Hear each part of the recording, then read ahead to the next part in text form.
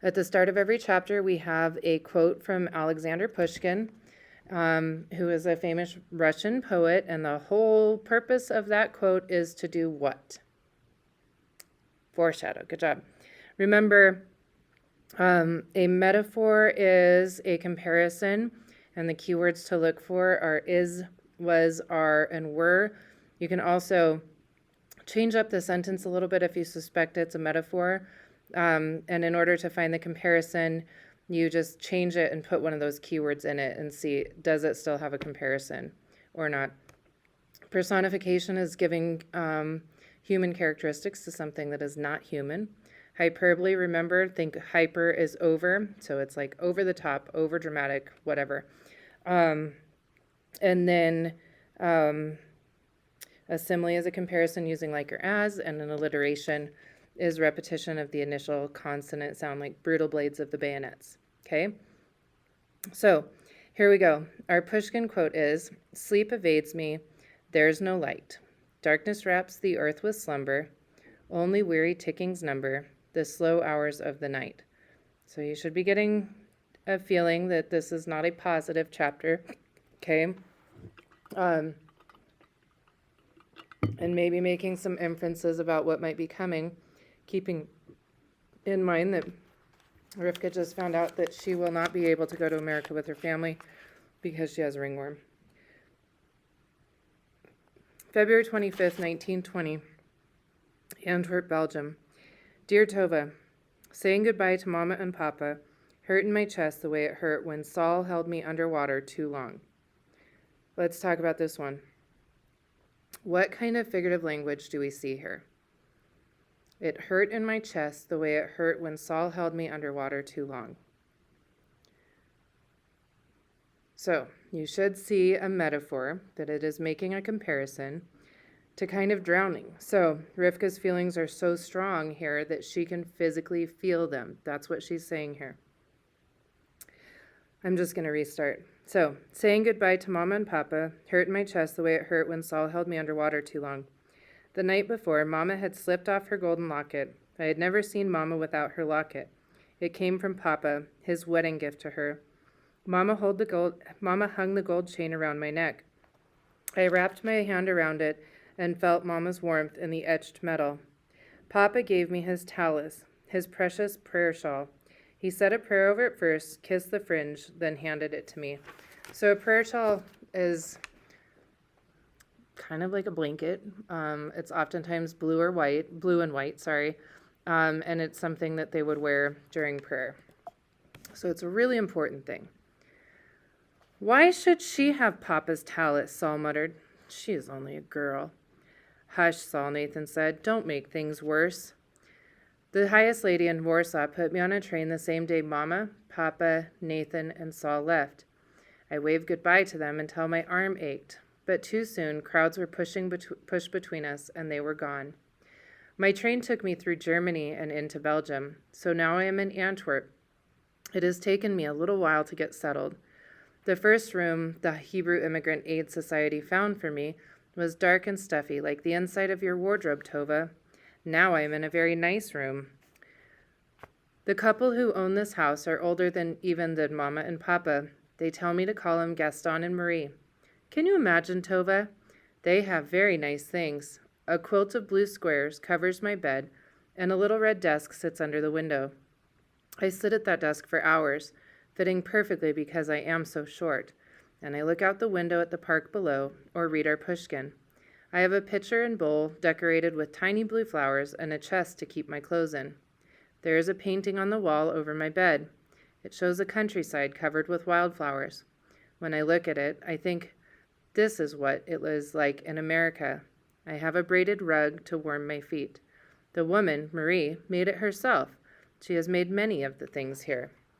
This is the nicest place I have ever lived. My room is almost as fine as the rooms in your house, Tova.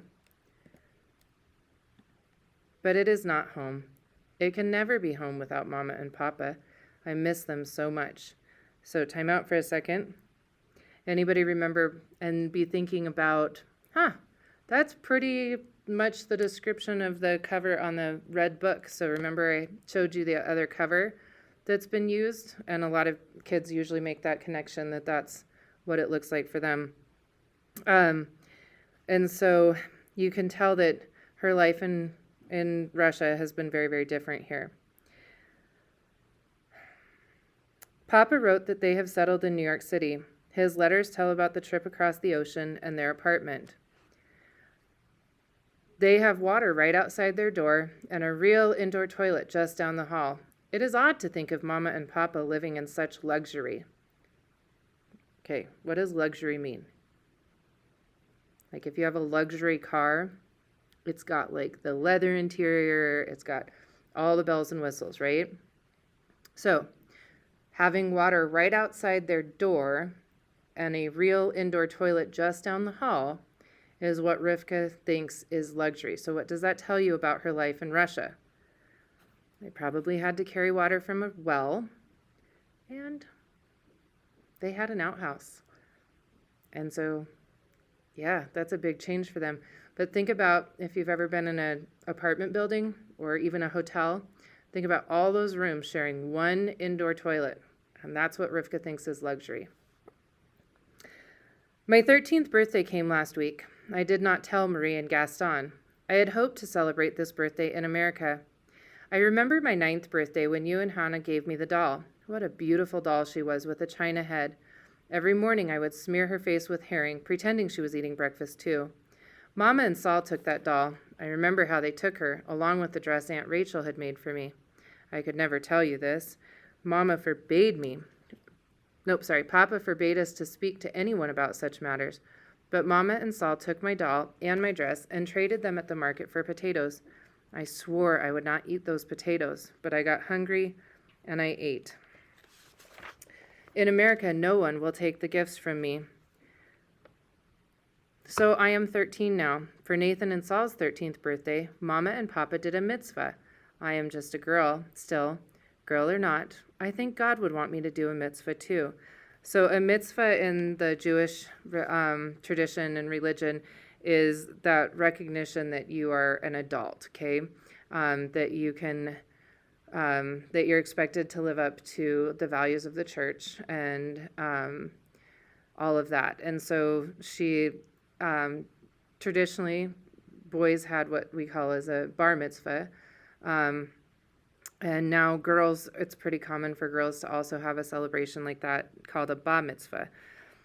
So we're on the third paragraph on page 54. Early on the morning of my birthday, I crept down the stairs and took broken straws from the kitchen broom. Back in my room, I wove the straws into a Star of David, a fragile golden Star of David. It took patience and time to twine the straws so they would hold together. When I finished, I set my star on the red desk beside Mama's locket, and the sunlight fell on them both. I stood before the window, wrapped in Papa's tallis, and recited all the Hebrew prayers I held in my memory. Maybe you would think me foolish, Tova, but I did a mitzvah. I celebrated my becoming a woman, just like the boys do when they become men. Later, I placed my Star of David between the pages of our Pushkin, so I could keep it forever to remember this day. Before I went to sleep that night, I read over my letters to you. I ran out of blank pages in the book a long time ago. Now I write in the margins around the poetry. Someday I will get these letters to you, Tova. I promise. When I reach America, Papa will show me how to send this properly, and you will have your Pushkin back again. In America, I can buy my own Pushkin and any other book I wish to read. My hair is gone, all gone. I am as bald as the rabbi of Berdichev. What kind of figurative language is that? I am as bald as the rabbi of Berdichev. So it's a simile, it's making a comparison. I cover my baldness with a kerchief, but still I look very ugly. I don't ever leave my room. It is winter. Back in our village, I was always first out to skate on the pond. In Antwerp, I do not go outside, except for my treatments. Think about how Rifka has been treated. Do you feel like you don't blame her really for not wanting to go outside, right? The treatments are not so bad as I feared. I walk to the convent once a day. The nun in charge of my case is Sister Katrina. She washes my scalp with a green soap that makes my eyes water. Then she puts me under a violet light. The light warms my head. You don't mind the treatments, do you, Rifka? Sister Katrina asks. I smile and shake my head. I do not mind. In Belgium, where I'm neither held nor loved, it feels good when Sister Katrina touches me, even if she does so only to treat my ringworm. So you should be having some kind of an emotional feeling to this, right? Like feeling bad for her. When my scalp is perfectly dry, Sister Katrina sprinkles it with powder. She gave me 2 new kerchiefs, pretty ones. She boils and dries them each time before I can wear them. Cleanliness is important in curing your disease, Sister Katrina says. She also makes me clean my nails. You can make the disease worse by scratching the sores with your fingers, she says. I tell her, my nails are clean, see? She says, you can't see the germs that make your ringworm, Rifka. Here, scrub your nails. So I do. I don't scratch my head that much anyway, just sometimes I can't help it. Sister Katrina is teaching me Flemish. She taught me a prayer to say in my head when I need to scratch. I think saying the prayer is supposed to keep my mind off the itching. I am not sure it is right, though, for a Jew to say Catholic prayers. I say a Hebrew prayer instead. The sister is nice. She has dimples even deeper than Nathan's, so deep I can see them even when she is not smiling. Papa sends me money in his letters. He writes that I must pay Sister Katrina for the care she gives me. I count out the money they send. I think Mama and Papa must be getting rich in America working in the clothing factory. I think soon they will be as rich as Uncle Avram. So, they will be as rich as Uncle Avram is a comparison. It uses like or as, so therefore it is a simile. Good job. Then I worry, maybe they are going without food to send this money to me. Sister Katrina accepts nothing. Keep it, she says. You need it more. If you're not familiar with the Catholic Church and nuns and priests, one of the things that they have is a vow of charity, okay? What that means is that they have money that is donated or whatever that takes care of their basic needs, but they don't live a life full of luxurious items and knickknacks and all that kind of stuff. It's just kind of how they are. She talks with me during my treatment. At first we spoke only in Polish, but I am picking up Flemish quickly. After my treatment, she makes tea. Sister Katrina tells me I am clever because I learned Flemish so easily. I thought you would like that, Tova, that someone thinks I am clever. Really, it is not so clever, I tell her. It is nothing special. I just learn these things. So you can also see she's kind of humble, right? You will learn even faster if you get out of your room, Sister Katrina says. Antwerp is a lovely city. Go out. Enjoy yourself. I like my room, I say. It too is lovely. I am happy to stay there. I can't explain to her how I fear this city filled with strangers. You do not get enough exercise, Sister Katrina says. You go from your room to the convent and back again. Explore more. Go on. It won't hurt you. What you need, Rifka, is some fresh Belgian air. It is not exercise and fresh air I need. It is Mama and Papa. How can I enjoy myself without Mama, without my family? I do not need exercise. All I need is to get better and to go to America. Walking to and from the convent, I pass many beautiful sights. Top of 58. There are gardens everywhere, and even in the winter I can see how fine they are. I pass a market filled with fruits and vegetables and buckets of flour of every color, and smells that make my stomach always eager to eat. Okay, her stomach is always eager to eat. That is personification, okay? She's eager to eat. Her stomach is just along for the ride. Right now I am sitting at the little desk in my room, looking out over the park. There are children who come every day. I'm beginning to recognize them. There is one girl built so much like Hannah, slender with dark eyes and dark hair. Once or twice I have almost gone out only to be near her. I would like to play with her, to play with them all. But what if it is like Russia and they hate me because I am a Jew? What if it is like Poland and they hate me because I am not a Pole? What if they hate me because I have no hair? I wish I could be back with you, Tova, and with Hannah. Remember how Hannah would dress me up and coil my hair around her fingers? When I grew sleepy, she would set me on the warm shelf of the tiled stove and cover me in furs and sing to me. And you would talk, always talk. She's kind of being over the top here, so that's a hyperbole. Listen to this, Rifka, you would say. And you would read me something from one of Uncle Avram's big books. Or you would open the pushkin, and sometimes your voice would go deep and husky. I could not understand why, but tears would stand in both our eyes. Tova, I loved the words that sprang from your lips. That is a metaphor, right? It is you, my cousin, who made me want to learn. Hannah is like a fairy princess, so delicate and beautiful and sweet. You, Tova, are like an old rabbi, clever and funny and brave. So both of those are what kind of figurative language? Hannah is like a fairy princess. Tova is like an old rabbi.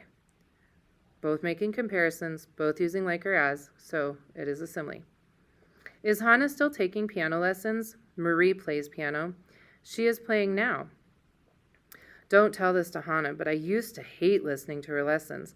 The teacher would scream, and tears would roll down Hannah's cheeks. She never got the notes right. It is you who can really play, Tova, and never a lesson of your own. It amazed me how you could watch Hannah's lessons and then sit down after and play the music for yourself. I never understood why Uncle Avram didn't give you lessons. When I asked Mama, she said, Uncle Avram won't give Tova piano lessons because of her back. Remember at the beginning of the book, we learned that her back was twisted? Well, I told Mama, just because Tova's back isn't straight doesn't mean she can't play the piano. When she was a baby and fell from the table, did she hurt anything else? Did she hurt her hands so she couldn't play? No, so why can't Tova have piano lessons? Mama said, You couldn't understand, Rifka. I can, I insisted. Explain to me, Mama said. Uncle Avram gives Hannah piano lessons so she can catch a good husband. What about Tova, I asked. Doesn't Uncle Avram want her to catch a good husband too? Mama said, Some girls aren't meant to marry, Rifka. But Tova is smart and funny, I cried, and so clever. I thought everyone saw you as I did. Now that I am bald, I wonder, maybe Mama would think I am one of those girls too. One of those girls not meant to marry. Sister Katrina says my hair will grow back. What if it doesn't? I think you would still love me, just as I love you. Bubby Ruth, my dear little grandmother, she would love me, even with a bald head. But you are both very far away. My own Mama watched with such sorrow my hair falling out, and she left before it was done. What would she think if she saw me now? I have started praying for my hair to grow back. Sometimes I even say Sister Katrina's prayer, even if it is for Catholics. I hope that does not make things worse for me. Shalom, dear Tova. Rifka. Okay, you can pause the video right here and go and answer a couple of the questions in your journal that are answered in this chapter. What is the major event in Rifka's life? She's turned 13, okay? On to chapter 9. As always, our chapter begins with a quote from Pushkin, and its job is to foreshadow. Well done. So, here we go. With freedom's seed the desert sowing, I walked before the morning star. You should be getting a sense that there's a little hope here. The morning star, the sun, a new day is beginning, and you can start again. March 17th, 1920, Antwerp, Belgium. Today, dear Tova, today I have met Antwerp. What kind of figurative language would that be? You've met a city. It's personification. Even though it is still winter, the air blew soft and mild today. All along my walk back from the convent, windows were open. Sounds from the houses drifted into the street. I took a different route home, turning down one new lane, then another, and another. I passed millineries and bakeries and big department stores. I passed barbers and markets and tailor shops. A millinery is a hat maker. Tailor shops would be places that sell clothing and then they tailor it. So they just, you can have your pants higher or your waist taken in or whatever. So they're just alternating the dresses, okay? I came to a cafe with heavy wooden doors flung wide open. Big green flower pots sat on either side of the doorway, and a wild, strange music streamed out from the dark room. Most amazing of all, a giant man stood there, filling the doorway of the cafe. Bit of a hyperbole, right? I had never seen such a man before. I thought my papa and my brothers were big, but they were nothing beside this man. So we're at the top of page 62. I must have been staring. The giant looked down at me. He grinned, a grin so wide it was like the entrance to a tunnel. What kind of figurative language? Simile. Inside that enormous mouth were teeth of pure gold. I know you will think this very clever of me, Tova. I know you will not think this very clever of me, Tova, but when I saw all those shining teeth in his huge dark mouth, I was afraid. I turned and started running. I ran and ran until I could run no more. Leaning back against the low brick wall, I gasped for breath. I didn't recognize anything. I tried to find my way back, but I couldn't. The sun began to set, and the warmth of the day vanished. A brisk wind blew through the streets, up the alleys, across the canals. I had not enough clothes on. I tried to keep myself from shaking, but the twilight chilled me. I was lost. I did not have the least idea how to get back to the house on King Street. So really quickly, what does Antwerp look like? What are these canals? So canals are kind of like rivers that carry water. In this case, in Belgium, they're very, very common, and they were used for transporting goods, okay? So back in the way, way long time ago, they had boats that would go up and down this canal to deliver goods. And they're still used to some extent for that purpose today. But if you look around, you can see that a lot of the buildings in Antwerp look the same. They have antiquity laws in Europe to ensure that things remain the same. So you can imagine getting lost on the canals of Antwerp, Belgium, right? So here's just another picture so that you can see kind of what it looks like, what she's talking about. And it looks the same now as it did all those years ago. So we're at the bottom of page 62. A milkman steered his horse and cart up the narrow street in the twilight. The cart clinked softly with empty bottles. I followed him, remembering Uncle Zeb and his horse Lotka, and how Uncle Zeb would take me for rides when he didn't have business. I did not know what this milkman would do to me if I stopped him. Uncle Zeb would have helped a lost child, but in Berdichev, if a Jew stopped the wrong person, they might end up dead. I am not in Berdichev, I told myself. I am in Antwerp, and Sister Katrina and the lady from the highest have told me not to fear the people of Antwerp. Well, I thought, if I am to make it back to my room tonight, I had better ask someone. So I called to the milkman sitting tall on his cart. Please, I asked, can you show me the way to King Street? He was tall and thin. He had a black mustache that hid his mouth altogether. Please, I said again, beginning in Flemish, finishing in Yiddish. I am very lost. As he climbed down out of his cart, he smiled at me. I could tell he smiled by the way his mustache lifted around his chin. He took my face in his long fingers and smiled down at me. King Street, he asked. Come. The milkman clicked softly to his horse. My uncle drove a cart, I said, jabbering nervously as he walked me through the streets of Antwerp. His horse's name was Lotka. I don't know where Lotka is anymore. Bubby Ruth sold him after my uncle's death. The milkman led his horse with one hand. He offered me his other. I hesitated for a moment, then took it. My uncle used to take me for rides in his cart when he had no customers. I chatted in a mixture of Flemish and Yiddish, gripping the milkman's hand slightly. Not that I don't like walking. I don't mind walking at all.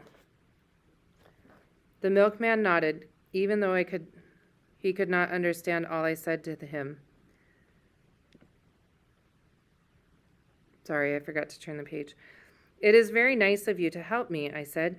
My uncle was nice too. I think maybe you are a lot like him. My uncle was a very patient man.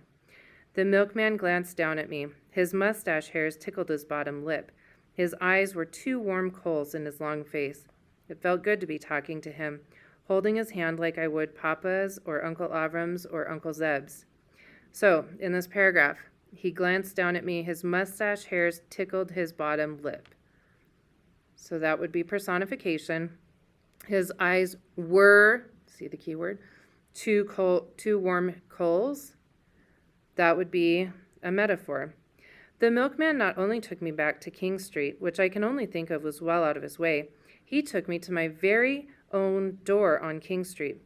Tova, he did not look like Uncle Zeb, except for the kindness in his eyes, but still, while I was with him, I felt Uncle Zeb near me. Outside of the door of my house in Antwerp, the milkman bowed to me in parting. I would not let go of his hand. There were hairs along the back of it, stiff, dark hairs. I do not know why, Tova, but I took that long hand of the milkman and pressed it to my lips. I kissed the strong, leathery hand of the milkman, right out in front of the house on King Street. I never had a chance to say goodbye to Uncle Zeb. The soldiers shot him as he came out of his house. That was that. Kissing the hand of the milkman, I felt at last I could say goodbye to Uncle Zeb, too. The milkman bowed to me once again. Then he lifted his long legs into the cart and he drove away. It is late now. My candle burns low. I wonder, Tova, how do you thank people for such kindness? I never knew strangers could be so kind. Do you think my brothers Asher and Reuben and Isaac would have done as much? I hope so. Shalom, my dear cousin, Rifka.